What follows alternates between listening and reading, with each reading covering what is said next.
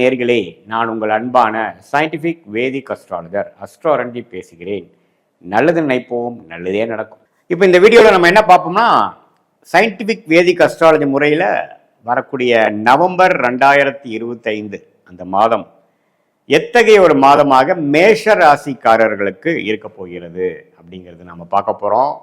அதாவது 2025 மார்ச்சில் சனி பயிற்சி ஆகிவிட்டது, குரு பயிற்சி 2025 மேலே ஆயிடுச்சு, ராகு கேது பயிற்சியும் ஆகிவிட்டது. அதுக்கப்புறம் ஒரு 4-5 மாசமா அப்படியே நம்ம டிராவல் பண்ணி வருகிறோம். அதில் நவம்பர் தீபாவளிக்கு அடுத்து வரக்கூடிய நவம்பர் 2025 அந்த 30 நாட்கள் எத்தகைய ஒரு பலாபலன்கள் நிறைந்த ஒரு காலமாக மேஷ ராசிக்காரர்களுக்கு இருக்க போகிறது அப்படிங்கிறது சயின்டிபிக் அஸ்ட்ராலஜி முறையில், அறிவியல் சார்ந்த ஜோதிட முறையில் எந்த விதத்திலும் மூட நம்பிக்கைக்குள்ள போகாமல் உள்ளது உள்ளவாறு கிரகத்தோட அமைப்புகள் எப்படி இருக்கு, ஆண்டு கிரகத்தோட அமைப்புகள் எப்படி இருக்கு, மாத கிரகத்தின் அமைப்புகள் எப்படி இருக்கு, அதை வைத்து நம்மளுடைய அடுத்த கட்ட வாழ்க்கையின் சம்பவங்கள், வாழ்க்கை பயணம் எந்த ஒரு டேர்ன் எடுக்க போகிறது, எந்த திசையில் போக போகிறது, கிரகங்கள் எதை குறிக்கிறது, அது என்னென்ன வயசுல இருக்க இது மாதிரி தாக்கத்தை கொடுக்குங்கிற நம்ம அந்த பொது பலனை எதையும் நாம் இந்த மூட நம்பிக்கையிலே போகாமல், பரிகாரங்கள் அது மாதிரி விஷயத்துக்கு போகாமல், ஒரு கிரகம் இருக்கிறத பொறுத்து எந்த மாதிரி அமைப்பு உள்ளது உள்ளவாறு நம்ம பார்க்க போகிறோம். இப்போ பாருங்க, மேஷராசிக்கு சனி 12ஆம் இடத்திலிருந்து 7.5 நாட் சனி கடந்த 5 மாதமாக போய்கொண்டிருக்கிறது. 2025 ஏப்ரல் மாதத்திலிருந்து விரய சனியாக மேஷராசிக்காரர்களுக்கு போய்கொண்டிருக்க நீங்கள் விரயங்களை சந்திப்போம், சுப விரயங்களை சந்திப்போம், செலவுகள் அதிகமாக இருக்கும். இதே படிக்கக்கூடிய மாணவர்களாக இருந்தால் அவங்களுக்கு கொஞ்சம் டிராவலிங்,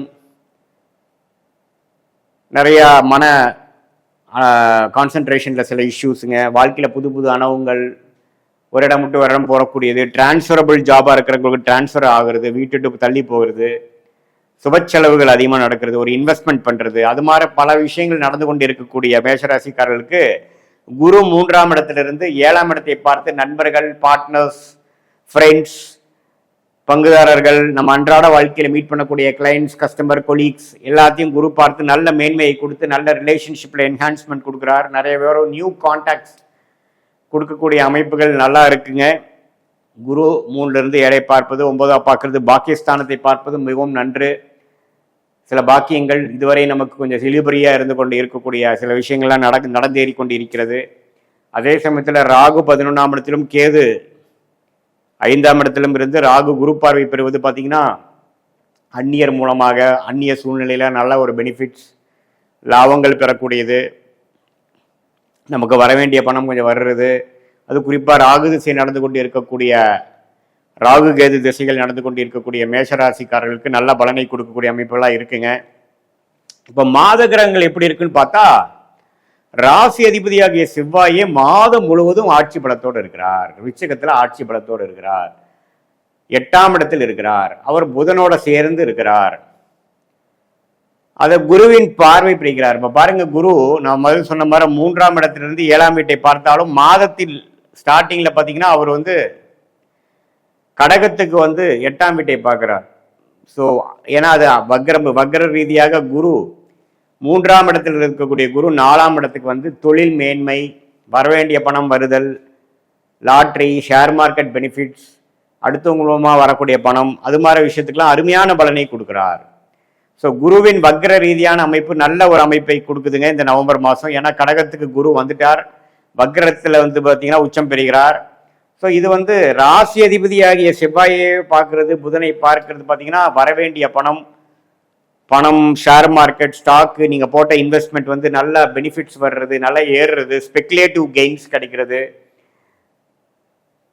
லாட்ரி அடிக்கிறது, ஒரு எதிர்பார்க்காத பண வரவு, வரவேண்டிய பணம் வர நம்ம எதிர்பார்க்காத பணமும் வரக்கூடிய அமைப்புகள் எல்லாமே அருமையான அமைப்பாக மேஷராசிக்காரர்களுக்கு ராசி அதிபதியாகிய செவ்வாய், புதன் எல்லாமே 8ஆம் இடத்துல குரு பார்வை, உச்ச குருவின் பார்வை பெறுவதனால் வருகிறார்.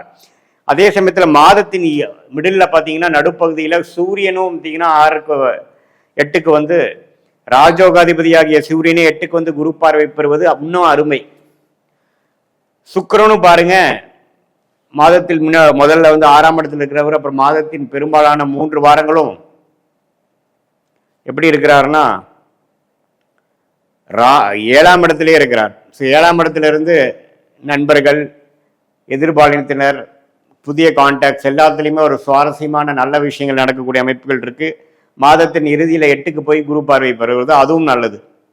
ஸோ பார்க்க போனால் பண விஷயத்துல நல்ல பலனை கொடுக்கக்கூடிய அமைப்பு மேஷராசிக்காரர்களுக்கு உண்டு. வம்பு வழக்குகள் மூலமா எதிர்பார்த்து கொண்டிருந்த தீர்வு கிடைக்கும் உங்களுக்கு. அது மூலமா கொஞ்சம் மானிட்டரி பெனிஃபிட்ஸ் வர்றது, ஃபினான்ஷியல் பெனிஃபிட்ஸ், வர வேண்டிய சொத்து, பூர்வீக சொத்து, அதே சமயத்தில் நம்ம போட்ட இன்வெஸ்ட்மெண்ட்டுக்கு ரிட்டர்ன்ஸ் வர்றது, கிடப்பில் கடந்த மாதிரி 2-3 வருஷமா இருந்ததெல்லாம் கொஞ்சம் மேலே வந்து கொஞ்சம் கெயின்ஸ்க்கு வர்றது, ப்ராஃபிட்டுக்கு வர்றது, நல்லாவே ஸ்டாக்ஸ் ஆப்ஷன், இது மாதிரி கம்பெனி பெரிய கம்பெனிலாம் ஒர்க் பண்ணுறவங்களுக்கு ஸ்டாக் ஆப்ஷன் அது மாதிரி சில பெனிஃபிட்ஸ் பெறுவது, இது மாதிரி பல நன்மைகள் பெறக்கூடிய அமைப்புகள் வந்து மேஷராசிக்காரர்களுக்கு இருக்குது. மாணவர்களும் பார்த்தீங்கன்னா நல்லாவே கொஞ்சம் அவங்க படிக்கக்கூடிய விஷயத்தில் வந்து தீர்க்கமாக படிக்கக்கூடிய அமைப்புகள் இருக்குது. ட்ராவலிங், ஒரு இடம் விட்டு ஒரு இடம் போகிறது, இன்னொரு அட்மிஷன் வாங்கி நார்த் இந்தியா போகிறது அல்லது வெளிநாடு போகிறது, அது மாதிரி வெளிநாடு எதிர்பார்த்துட்டு இருக்கிறவங்களுக்குலாம் நல்ல வாய்ப்புகள், அருமையான விஷயங்கள். அது மெடிக்கல் ரிலேட்டடான லைனில் இருக்கிறவங்களுக்குலாம் நல்ல அட்மிஷன் கிடச்சி போகிறது, ரியல் எஸ்டேட் அது மாதிரி இருக்கிறவங்களுக்குலாம் அருமையான பலன்கள் கொடுக்கக்கூடிய அமைப்பு. இந்த செவ்வாய், புதன், சுக்கிரன், சூரியன்கிற கிரகம் பார்த்தீங்கன்னா நல்ல ஒரு அமைப்பில் நவம்பர் மாதம் முதல்ல இருந்து கடைசி வரைக்கும் நல்ல பெனிஃபிட்ஸ் கொடுக்குறார். செகண்ட் ஹாஃபில் பார்த்தீங்கன்னா ஒன்றுமே வந்து நமக்கு வர வேண்டியதெல்லாம் கொஞ்சம் எதிர்பார்க்காத பண வரவு, நம்ம அதிலே சொன்ன மாதிரி திடீர் திருப்பங்கள் அதெல்லாம் வரும். ஒரு நல்ல ஒரு திடீர்னு ஒரு நல்ல ஆப்பர்ச்சுனிட்டி தொழில் பண்ணுறவங்களுக்கு பார்த்தீங்கன்னா இம்போர்ட் எக்ஸ்போர்ட் பண்ணுறவங்களுக்கு குறிப்பாக இன்னுமே நல்ல ஆப்பர்ச்சுனிட்டிஸ் கிடைக்கக்கூடிய அமைப்புகள், அது மாதிரி பல நல்ல விஷயங்களை கொண்ட ஒரு ராசி அதிபதியே ஸ்தானபலம் பெற்று 6ஆம் வீடும் 8க்கு வந்து கொஞ்சம் குருவின் பார்வை பெற்றதுனால என்ன ஆகுனா கொஞ்சம் அப்படி இப்படி சம்பாதிக்கிறது அது மாதிரி விஷயங்களுக்கு வருது. இதில் ஒரே ஒரு குறை என்னன்னா உடம்பு உபாதைகளுக்கு கொஞ்சம் பார்த்துக்கணும். மன ரீதியான சில தொந்தரவுகள், எதிரிகளின் சில தொந்தரவுகள் இருக்கும். பட் இருந்தாலும் குருவின் பார்வை வந்து அதை சமாளிக்கக்கூடிய அளவுக்கு இருக்கும். ஸோ நல்லாவே வந்து மாணவர்களாக இருந்தாலும் சரி, நடுத்தர வயதினராக இருந்தாலும் சரி, இல்லத்தரசிகளாக இருந்தாலும் சரி, சீனியர் சிட்டிசன்ஸாக இருந்தாலும் சரி, ஓரளவுக்கு நல்ல அமைப்புகளை கொடுக்கக்கூடிய விஷயங்கள் கண்டிப்பாக உண்டுங்க. அதே சமயத்தில் இப்போ பார்த்தீங்கன்னா ஆண்டு கிரகத்தின் சஞ்சாரமும் வந்து இப்போ குறிப்பாக சொல்ல போனால் குரு 3லிருந்து பெரிய ஒரு ஆக்டிவிட்டி, பெரிய முன்னேற்றத்தை கொடுக்காமல் 4ல் வந்து தொழில் மேன்மையை கொடுக்கிறார், தொழில் டெவலப் பண்ணுறதுக்கு வேணுங்கிற பண உதவியை கொடுக்கிறார். அதே சமயத்தில் சுப விரயங்களை செய்யக்கூடிய அந்த விரயசனி செய்து கொண்டிருக்கக்கூடிய அமைப்பை வந்து ஒன்றுமே அதிகப்படுத்தி நல்ல லாங் லாஸ்டிங் இன்வெஸ்ட்மெண்ட்ஸ் பண்ண வைக்கிறார்.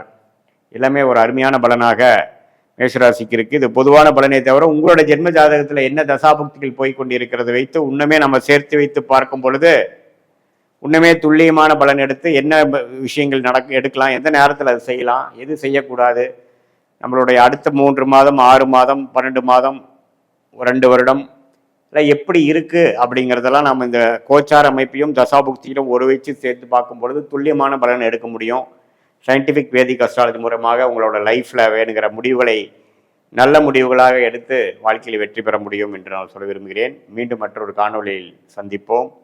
நன்றி, வணக்கம். இந்த வீடியோவில் நம்ம என்ன பார்க்க போறோம்னா, ரிஷபராசிக்காரர்களுக்கு நவம்பர் 2025 எத்தகைய ஒரு மாதமாக, பலாபலன்கள் நிறைந்த மாதமாக இருக்க போகுதுங்கிறது சயின்டிஃபிக் வேதிக் அஸ்ட்ராலஜி முறையில் அறிவியல் சார்ந்த ஜோதிடத்தை எந்த விதத்திலும் மிகைப்படுத்தாமல் பரிகாரங்கள், மூட நம்பிக்கைகள் அது மாதிரி விஷயத்துக்குள்ள போகாமல் உள்ளது உள்ளமாறு நம்ம பார்க்க போகிறோம்.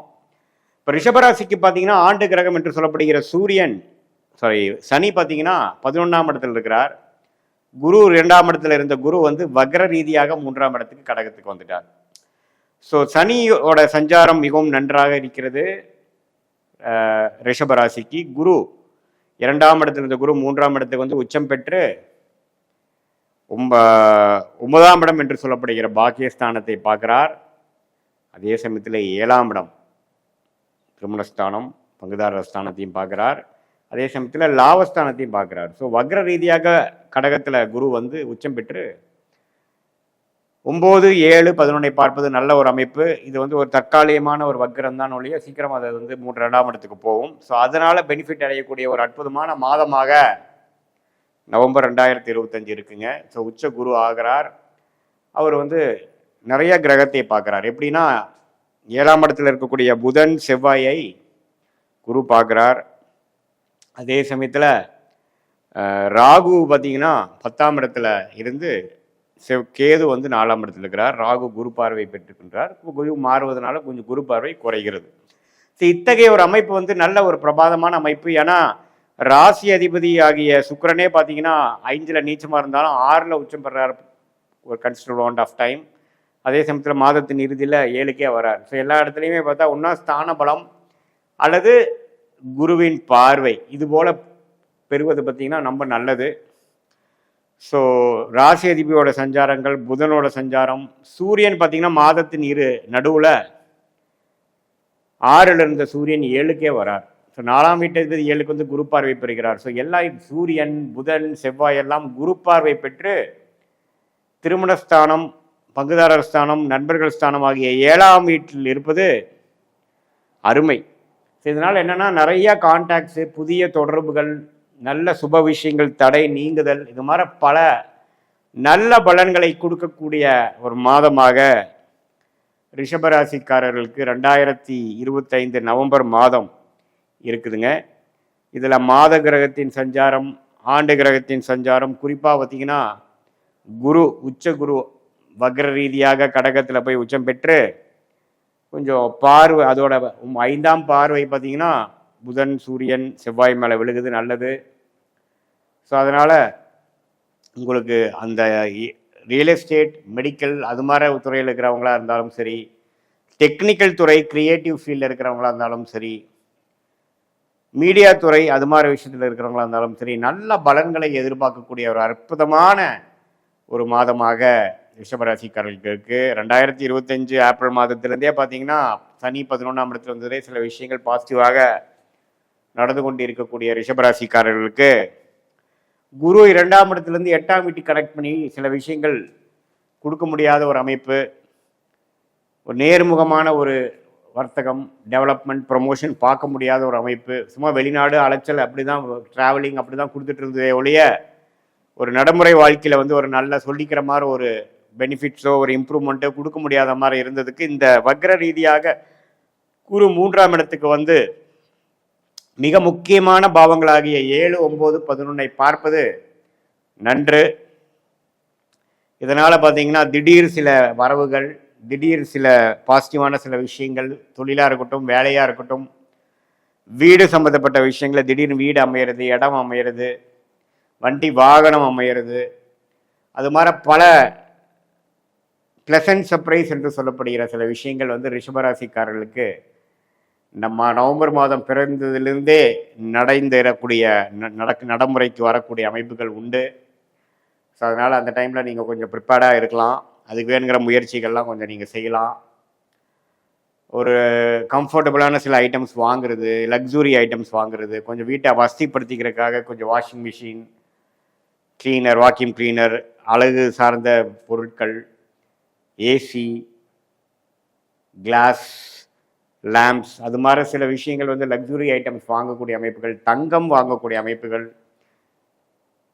ஒரு வண்டியை வந்து பழைய வண்டியை கொடுத்துட்டு புது வண்டி வாங்குறது, வீட்டை புதுப்பிக்கிறது, ஒரு அழகிய வீடு வாங்குறது, லோன் போய் வாங்குறது, இது மாதிரி பல நல்ல விஷயங்கள் இந்த குருவின் உச்ச குருவின் பார்வையில் இருக்கக்கூடிய 4ஆம் வீட்டு அதிபதியாகிய சூரியன், 6ஆம் வீட்டு அதிபதியாகிய 5ஆம் வீட்டு அதிபதியாகிய புதன், சுக்கிரன், செவ்வாய், இதெல்லாமே வந்து நன்மை பயக்கக்கூடிய அமைப்பில் இருக்குது. பூமி மூலமாக, இடம் மூலமாக, கன்ஸ்ட்ரக்ஷன், ரியல் எஸ்டேட் மூலமாக நல்ல பெனிஃபிட்ஸு, அது மாதிரி விஷயங்கள்லாம் இருக்குது. பல வருடமாக திருமண தடையை கொடுத்துட்டு இருந்தது பார்த்திங்கன்னா திருமண தடை முடிவுக்கு வர்றது, ஒரு நல்ல வரன் வர்றது, திருமணம் அமையிறது, அது மாதிரி பல நல்ல விஷயங்களை கொடுக்கக்கூடிய அமைப்பில் ரிஷபராசிக்காரர்களுக்கு உண்டு. ரிஷபராசி மாணவர்கள்லாம் பார்த்தீங்கன்னா குருவின் பார்வை புதன் மேலே பெறுவதனால ஓரளவுக்கு உத்வேகமாக படிக்கிறது. அதே சமயத்தில் என்ன படிக்கணும், ஹையர் ஸ்டடீஸ் என்ன பண்ணணுங்கிறதுல இது வரைக்கும் கிளாரிட்டி இல்லாமல் இருக்கிறவங்களுக்கெல்லாம் கொஞ்சம் கிளாரிட்டி கிடைக்கிறது, கொஞ்சம் ஏம் பண்ணிக்கிறது, கொஞ்சம் என்ன பண்ணணும், ஏது பண்ணணும், எப்படி பண்ணணுங்கிறதுல வந்து ஒரு தெளிவு பெறுவது, ஒரு நல்ல மென்டார் கிடைக்கிறது, நல்ல ஒரு சொல்லிக் கொடுக்கும் வாதியார் கிடைக்கிறது. அது மாதிரி பல விஷயங்கள்லாம் வந்து காம்படிட்டிவ் எக்ஸாம்ஸ் ட்ரை பண்ணுறவங்க, அரசு உத்தியோகத்துக்கு ட்ரை பண்ணுறவங்க, அவங்களுக்கெல்லாம் பார்த்தீங்கன்னா நல்ல ஒரு திருப்பத்தை கொடுக்கக்கூடிய, காம்படிட்டிவ் எக்ஸாம்ஸில் கிளியர் பண்ணக்கூடிய, பாஸ் பண்ணக்கூடிய அமைப்புகள் வருகிறதுங்க. இது சூரியன் வந்து உங்களுக்கு வந்து துலாம் விருச்சிகத்தில் இருக்கும் பொழுது மேஷ ராசியாக சந்திரன் அந்த இடத்துக்கு வரும் பொழுது ரிஷபராசிக்காரர்களுக்கு நல்ல பௌர்ணமி ஒளி கிடைக்குது. ஸோ அதனால் நல்ல பலனை நம்ம எதிர்பார்க்கலாம். கண்டிப்பாக ஏதோ ஒரு வாரம், முதல் வாரமாக இருக்கட்டும், 2வது வாரம், 3வது வாரம், 4வது வாரம், ஏதோ ஒரு வாரத்தில் திடீர் திருப்பங்கள் ரிஷபராசிக்காரர்களுக்கு ஒரு நல்ல எதிர்பார்க்காத ஒரு சில வரவுகள், சில ப்ரொமோஷன் அது மாதிரி உங்களுக்கு கிடைக்கக்கூடிய அமைப்புகள் இருக்குது. ஜாதகத்தில் அத்தகைய ஒரு நல்ல தசைகள் போகும்பொழுது இந்த கோச்சார் அமைப்பும் அதுக்கு சப்போர்ட் பண்ணி திருமணம், வேலை, தொழில், வாழ்க்கையை வசதிப்படுத்தல் அது மாதிரி நல்ல விஷயங்களை கொடுக்கக்கூடிய அமைப்புகள் கண்டிப்பாக ரிஷபராசிக்காரர்களுக்கு நான் சொன்ன அந்த குருவின் பார்வையில் ஒன்றுக்கும் மேற்பட்ட கிரகங்கள் வந்து அது நல்ல பாவத்தில் வரும் பொழுது நல்ல முன்னேற்றத்தை கொடுக்கக்கூடிய அமைப்புகள் இருக்குங்கிறது தெரிஞ்சுக்கணும். இது பொதுவான பலனையை தவிர உங்களுடைய ஜென்ம ஜாதகத்தில் எத்தகைய ஒரு தசாபுக்திகள் போய் கொண்டிருக்கிறது, நீங்கள் என்ன லக்னத்தில் பிறந்தீங்க, அந்த லக்னாதிபதி எப்படி இருக்கார், அது என்ன தசைகள், என்ன ஆதிபத்தியம் பெற்ற தசைகள் போய் கொண்டிருக்கிறது, அதுவும் இப்போ நாம் பேசின கோச்சாரத்தையும் ஒன்றா மிக்ஸ் பண்ணி சேர்த்து வைத்து பார்க்கும் பொழுது இந்திய வேத ஜோதிட பிரகாரம் ஒரு துல்லியமான சயின்டிஃபிக் வேதிக் அஸ்ட்ராலஜி முறையில் நம்ம வந்து அடுத்து வரக்கூடிய 3 மாதங்கள், 6 மாதங்கள், ஒரு வருடம் எப்படி இருக்குது, எது மாதிரி திசையில் நம்ம வாழ்க்கை போக போகுது, எந்த மாதிரி முடிவுகளை எப்படி எடுத்தால் நல்லது, நம்ம வாழ்க்கையில் நம்ம கர்மா எப்படி காட்டுது, இதெல்லாம் தெரிந்து அதுக்கு தகுந்த மாதிரி முடிவுகளை எடுத்து வாழ்க்கையில் நீங்கள் எதிர்நீச்சல் போடாமல் எளிதில் வெற்றி பெற முடியும். சயின்டிஃபிக் வேதிக் அஸ்ட்ராலஜி முறை மூலமாக நம்ம வந்து வாழ்க்கையில் நம்மளுடைய திட்டங்களை கரெக்டான டைமில் எடுத்து போட்டு அதை செயல்படுத்தி நம்ம வாழ்க்கையில் நம்ம கர்மாவுக்கு இணைந்த செயல்கள் மூலமாக நம்ம வெற்றி பெற முடியும் என்று நான் சொல்ல விரும்புகிறேன். மீண்டும் மற்றொரு காணொளியில் சந்திப்போம். நன்றி, வணக்கம்.